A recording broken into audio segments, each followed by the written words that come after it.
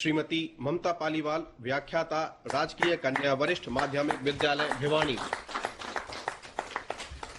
हिमाचल प्रदेश कंडाघाट कलहौक से श्री कमल किशोर शर्मा, प्रधानाचार्य गवर्नमेंट राजकीय वरिष्ठ माध्यमिक विद्यालय। पंजाब से श्री जगतार सिंह, शिक्षक, राजकीय प्राथमिक विद्यालय मानेला फतेहगढ़ साहिब।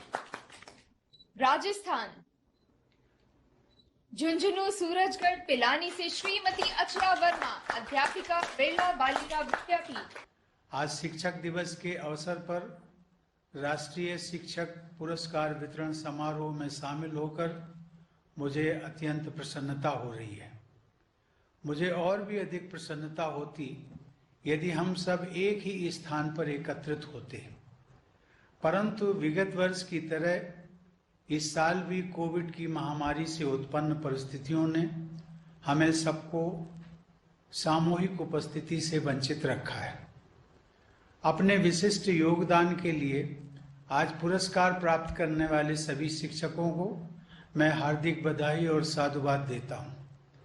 ऐसे शिक्षकों के विषय में जानकर मेरा यह विश्वास और भी मजबूत होता है कि भावी पीढ़ियों का निर्माण हमारे सुयोग्य शिक्षकों के हाथों में सुरक्षित है।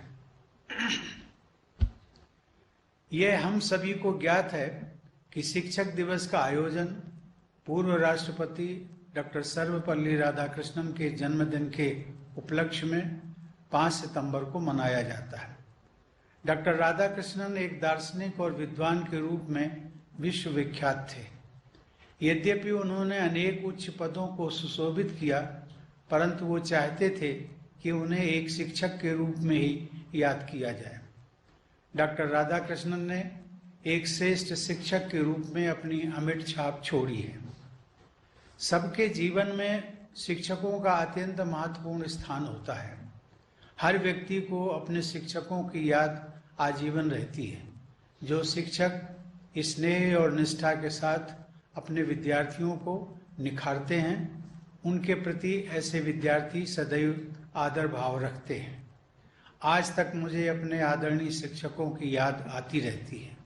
मैं स्वयं को सौभाग्यशाली महसूस करता हूँ कि राष्ट्रपति का कार्यभार ग्रहण करने के बाद मुझे अपने स्कूल में जाकर अपने वयोवृद्ध शिक्षकों का सम्मान करने तथा उनका आशीर्वाद लेने का अवसर प्राप्त हुआ था। आप सबके विद्यार्थी भी आप सभी के लिए अपने हृदय में विशेष स्थान रखते हैं, यह मेरा दृढ़ विश्वास है। मेरे पूर्ववर्ती राष्ट्रपति डॉक्टर APJ अब्दुल कलाम एक वैज्ञानिक के रूप में अपनी सफलता का श्रेय अपने शिक्षकों को दिया करते थे। वे अपने स्कूल के एक अध्यापक के विषय में बताया करते थे कि जिनके पढ़ाने की रोचक शैली के कारण बचपन में ही उनमें एरोनॉटिकल इंजीनियर बनने की ललक पैदा हुई। डॉक्टर APJ अब्दुल कलाम विद्यार्थियों को पढ़ाने के लिए इतने उत्साहित रहते थे कि उन्हें जब भी अवसर मिलता था वे अध्यापन कार्य में लग जाते थे। ऐसी विभूतियों ने समाज के निर्माण में शिक्षकों के कार्य की महत्ता को रेखांकित किया है। आप सभी अपने विद्यार्थियों में एक स्वर्णिम भविष्य की कल्पना करने और उसके लिए योग्यता अर्जित करने की प्रेरणा जगा सकते हैं तथा उन्हें सक्षम बना सकते हैं ताकि वे अपनी महत्वाकांक्षाओं को पूरा कर सकें। शिक्षकों का कर्तव्य है कि वे अपने विद्यार्थियों में अध्ययन के प्रति रुचि जागृत करें। संवेदनशील शिक्षक अपने व्यवहार, आचरण व शिक्षण से विद्यार्थियों का भविष्य संवार सकते हैं। प्रिय शिक्षकगण, पिछले वर्ष लागू की गई हमारी राष्ट्रीय शिक्षा नीति में भारत को ग्लोबल नॉलेज सुपर पावर के रूप में स्थापित करने का महत्वाकांक्षी उद्देश्य निश्चित किया गया है। विद्यार्थियों को ऐसी शिक्षा प्रदान करनी है जो ज्ञान पर आधारित न्यायपूर्ण समाज के निर्माण में सहायक हो। हमारी शिक्षा व्यवस्था ऐसी होनी चाहिए जिससे विद्यार्थियों में संवैधानिक मूल्यों तथा नागरिकों के मूल कर्तव्यों के प्रति निष्ठा उत्पन्न हो, देश के प्रति प्रेम की भावना मजबूत बने तथा बदलते वैश्विक परिदृश्य में वे अपनी भूमिका के बारे में सचेत रहें। शिक्षकों को इस बात का विशेष ध्यान रखना चाहिए कि प्रत्येक विद्यार्थी की क्षमता अलग होती है, उनकी प्रतिभा अलग होती है, मनोविज्ञान अलग होता है, सामाजिक पृष्ठभूमि व परिवेश भी अलग अलग होता है। इसलिए हर एक बच्चे की विशेष जरूरतों, रुचियों और क्षमताओं के अनुसार उसके सर्वांगीण विकास पर बल देना चाहिए। मेरा मानना है कि हर किसी के व्यक्तित्व का निर्माण आरंभ में उसके माता पिता एवं शिक्षकों द्वारा शुरू किया जाता है। हमारी परंपरा में प्रत्येक व्यक्ति को सुयोग्य और प्रत्येक वस्तु को उपयोगी माना गया है, किसी को भी अयोग्य या अनुपयोगी नहीं माना गया है। संस्कृत में एक सुभाषित है, आमंत्रम अक्षरम नास्ति, नास्ति मूलम अनौषधम, अयोग्य पुरुषो नास्ति, योजकः तत्र दुर्लभः। अर्थात ऐसा कोई अक्षर नहीं है जिसके प्रयोग से सार्थक कथन अथवा मंत्र की रचना ना हो सके। ऐसी कोई वनस्पति नहीं है जिसका उपयोग औषधि के रूप में ना हो सके। ऐसा कोई व्यक्ति नहीं है जिसमें योग्यता ना हो, लेकिन इन सब का संयोजन करने वाले व्यक्ति ही दुर्लभ होते हैं। किसी भी समाज में निहित प्रतिभा के संयोजन की प्राथमिक जिम्मेदारी शिक्षकों की ही होती है। एक अच्छा शिक्षक व्यक्तित्व निर्माता है, समाज निर्माता है और राष्ट्र निर्माता भी है। हमारे देश में उत्कृष्ट शिक्षा व्यवस्था के उदाहरण उपलब्ध रहे हैं। लगभग 125 वर्ष पहले पश्चिम के विकसित देशों में शिक्षाविद विद्यार्थियों को शारीरिक दंड देने के विषय में वाद विवाद कर रहे थे तथा spare the rod and spoil the child की सोच को विश्व के प्रमुख शिक्षण संस्थानों द्वारा अपनाया गया था। उस समय गुरुदेव रविंद्रनाथ टैगोर द्वारा स्थापित विद्यालय शांति निकेतन में शारीरिक दंड सर्वथा वर्जित था। गुरुदेव मानते थे कि ऐसे दंड का विद्यार्थियों के कोमल मनोमस्तिष्क तथा व्यक्तित्व विकास पर प्रतिकूल प्रभाव पड़ता है। आज पूरा शिक्षा जगत इस मनोवैज्ञानिक तत्व को स्वीकार करता है। इस प्रकार भारतीय परंपरा के संवाहक गुरुदेव रविंद्रनाथ टैगोर की शिक्षा संबंधी सोच अत्यंत आधुनिक थी। हमें अपनी परंपरा में निहित आधुनिकता को अपनाना है।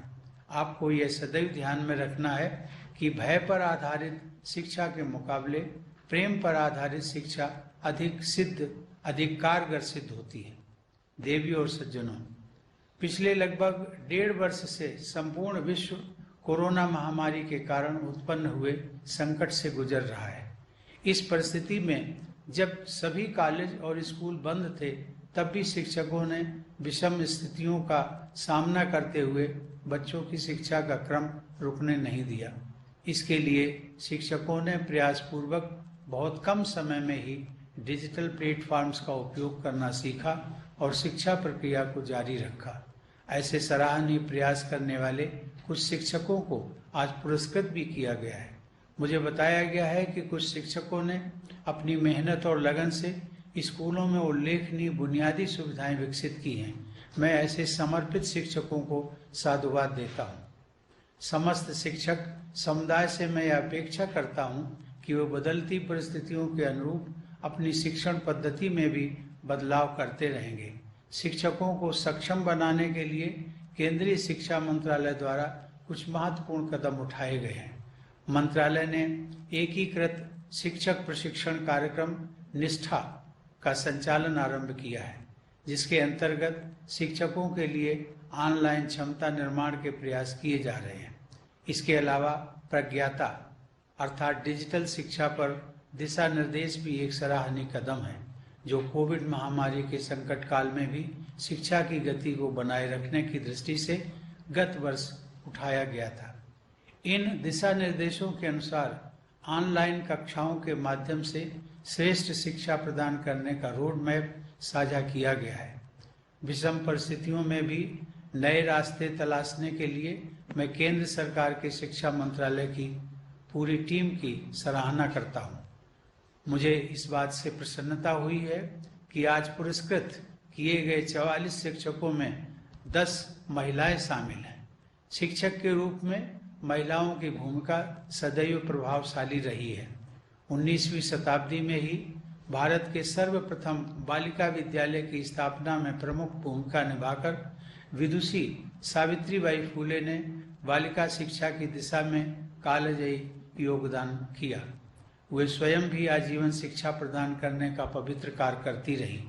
बेटियों की शिक्षा को अप्रतिम योगदान देने के लिए ऐसी महान विभूति को मैं हृदय से नमन करता हूं और आशा करता हूं कि उनके आदर्शों से अनगिनत लोगों को प्रोत्साहन और प्रेरणा प्राप्त होती रहेगी। अंत में एक बार पुनः मैं सभी पुरस्कृत शिक्षकों को बधाई देता हूं तथा उनके उज्जवल भविष्य की मंगल कामना करता हूं। धन्यवाद। जय हिंद।